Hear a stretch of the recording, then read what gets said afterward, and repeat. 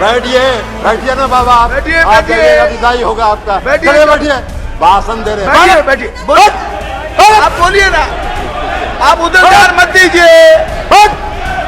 राजीव जी, राजीव रंजन जी। लिए सभापति महोदय, अभी माननीय गृह मंत्री जी चर्चा कर रहे थे।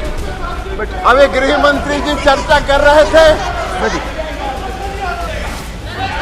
आप ही चलाइएगा। आपको बैठिए। भारी भ्रष्टाचारियों का जमा हो गया है। महाराष्ट्र के बारे में उन्होंने चर्चा नहीं की। 4 दिन पहले प्रधानमंत्री ने कहा 70,000 करोड़ का घोटाला हुआ और सबको वॉशिंग मशीन में डाल के बाहर निकाल लिया। अरे वाह भाई वाह, भ्रष्टाचार की परिभाषा कर रहे हैं और देश देख रहा है। आपको भी गृह मंत्री जी, पूरा देश देख रहा है कि कौन से भ्रष्टाचार की आप व्याख्या कर रहे हैं और कौन सा भ्रष्टाचार पर आप नियंत्रण करना चाहते हैं। भ्रष्टाचार का भय दिखाकर अपनी राजनीतिक बात पूरी। National capital territory of Delhi amendment bill 2023 का विरोध करने के लिए मैं खड़ा हूं। माननीय गृह मंत्री जी ने अभी इस बिल को पेश करते हुए कई संवैधानिक बातों का उल्लेख किया। उन्होंने सुप्रीम कोर्ट के कुछ पारा का भी उल्लेख किया, लेकिन शायद उन्होंने इस बात का उल्लेख नहीं किया कि इस देश में संविधान के प्रावधानों की व्याख्या करने का अधिकार इस देश के सर्वोच्च न्यायालय को है और सर्वोच्च न्यायालय के संविधान पीठ ने 11 मई के अपने फैसले में इसकी विस्तृत व्याख्या की। उन्होंने पढ़ा, कई प्रावधान पढ़े, कई पारा पढ़े, लेकिन जो उनकी सुविधा के मुताबिक उनको सूट करता था वो पारा उन्होंने पढ़ा। पूरे जजमेंट को नहीं पढ़ा उन्होंने। पूरे जजमेंट में विस्तृत तौर पर सर्वोच्च न्यायालय ने इसके दिल्ली के क्षेत्राधिकार के मामले में व्याख्या की है, संविधान की व्याख्या की है, कानून की व्याख्या की है, लेकिन आपको बैकडोर से शासन करना था। 11 मई को जजमेंट आता है, 19 मई को सुप्रीम कोर्ट बंद होने वाला है, 19 मई को आप अध्यादेश लाते हैं और उसके पहले आप सुप्रीम कोर्ट में रिव्यू पिटीशन फाइल करते हैं। ये लोकतंत्र है क्या? इसी को लोकतंत्र कहते हैं। ऐसे ही लोकतंत्र को आप चलाना चाहते हैं। सभापति महोदय, लोकतंत्र चलता है लोक लाज से और इस सरकार ने सारे लोक लाज को ताखे पर रख दिया और डुबो के इस दिल्ली में शासन करना चाहते हैं। आप बैकडोर से शासन करना चाहते हैं। अभी माननीय गृह मंत्री जी ने बिल को पेश करते हुए कहा कि दिल्ली की सरकार 2015 में ऐसी बन गई कि जो भ्रष्टाचार के मामले में जिसका काम ही नहीं है सेवा करना। अरे सेवा दिल्ली की सरकार जनता की सेवा कर रही है कि नहीं कर रही है, यह फैसला तो करने का अधिकार दिल्ली की जनता को। आप कैसे बैठ के यहां फैसला कर सकते हैं? आपको कौन अधिकार दिया है यहां फैसला करने की? चुनाव तो आप भी लड़ते हैं दिल्ली में, लेकिन आप 3 सीट पर सिमट जाते हैं, 3 सीट पर सिमट जाते हैं और उसके बाद भी कहते हैं कि वाह भाई दिल्ली में जो सरकार है उसको सेवा का काम ही नहीं कर रही है। कौन सा काम आप व्याख्या कर रहे हैं? आपने दिल्ली के एमसीडी को सारे लोगों को मिला के एक एमसीडी किया, क्या हुआ? हसर आपका दिल्ली के एमसीडी के चुनाव में भी आप हार गए, फिर भी आप बोलने में बात नहीं आ रहा है, फिर भी आप बोल रहे। तो लोक लाज जब आप ताखे पर रख दीजिएगा तो यही होगा, क्योंकि आपने लोकतंत्र को समाप्त करने का निर्णय किया। आप अभी बात कर रहे थे गठबंधन की, आपने विस्तृत सुप्रीम कोर्ट के जजमेंट, हम एक पारा पढ़ना चाहते हैं, कई पारा को पढ़ा है। कल्याण बनर्जी साहब ने भी कहा है, बाकी लोगों ने भी कहा, फेडरल स्ट्रक्चर पर आघात है, संघीय ढांचा पर आघात है। ये जो अमेंडमेंट आपने ऑर्डिनेंस बिल लाया है यह लोकतंत्र के खिलाफ है। सुप्रीम कोर्ट ने 162 पारा 162 का एक पारा, हम सिर्फ 4 लाइन आपको पढ़ के सभापति महोदय सुनाना चाहते हैं।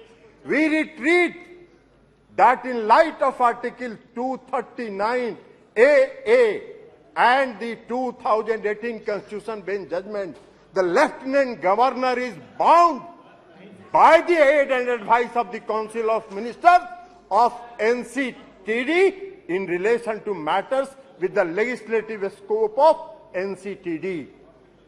As we have held that NCTD has legislative power over services excluding public order, police and land, under entry 41 in list 2, the Lieutenant Governor shall be bound by the decision of GNCTD on services as explained above. To clarify any reference to Lieutenant Governor over sub-services, excluding services related to public order, police and land in relevant rules shall mean Lieutenant Governor acting on behalf of GNCTD. सारा तो स्पष्ट कर दिया supreme court ने। फिर आपको क्या अध्यादेश लाने की जरूरत पड़ी? क्यों आप इंतजार करते रहे? आपने रिव्यू पिटीशन फाइल किया था, तो रिव्यू पिटीशन जब आप फाइल किए थे तो रिव्यू पिटीशन का आप इंतजार करते।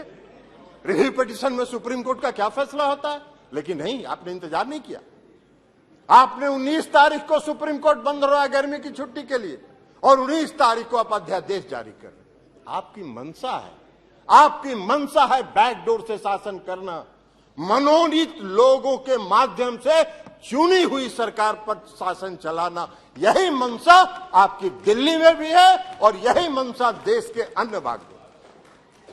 ये कौन सा शासन आप चला, कौन सा लोकतंत्र स्थापित करना चाहते हैं? अभी चर्चा कर रहे थे माननीय गृह मंत्री जी, गठबंधन की चर्चा कर रहे थे, इंडिया की भी चर्चा कर रहे थे। अब इंडिया का फोबिया तो उनको समा गया है, इसलिए कि आज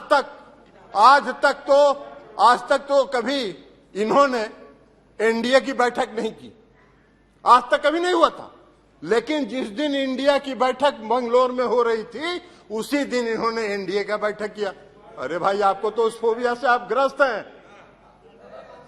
आप उस फोबिया से ग्रस्त हो गए हैं और आपकी विदाई होने वाली है, तो इसलिए भ्रष्टाचार की बात कर रहे हैं।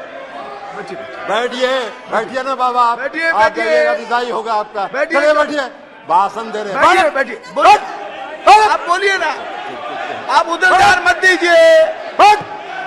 राजीव जी, राजीव रंजन जी, उधर ध्यान मत दीजिए। Address the chair only, address the chair only. केवल आपकी बात रिकॉर्ड में जा रही है, किसी अन्य की बात रिकॉर्ड में नहीं जा रही है।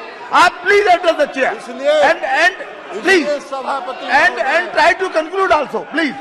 इसलिए सभापति महोदय, इसीलिए please sit down, please sit down. No, बैठिए, आप बैठ जाइए, आप बैठ जाइए प्लीज, आप बोलिए।